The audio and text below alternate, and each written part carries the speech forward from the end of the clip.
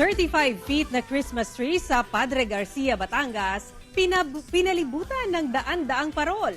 Silipin sa report ni Paul Hernandez ng GMA Regional TV Balitang Southern Tagalog.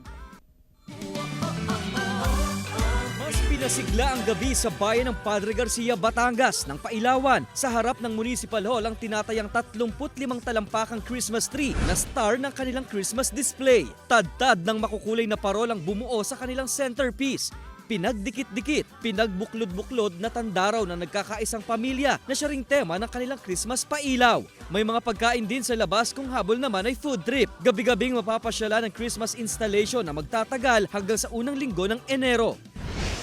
Sa Laguna, aliw naman ang hatid ng Christmas paandar sa bayan ng Liliw. Hindi ka feeling blue sa kanilang Blue Christmas. Tad-tad ng nagkikislapang LED lights ang bawat sulok ng Gat Tayau Park. Agaw pansin ang mga giant lantern na nagpapatingkad sa madilim na gabi. Bukas ang Christmas installation sa publiko hanggang sa bagong taon.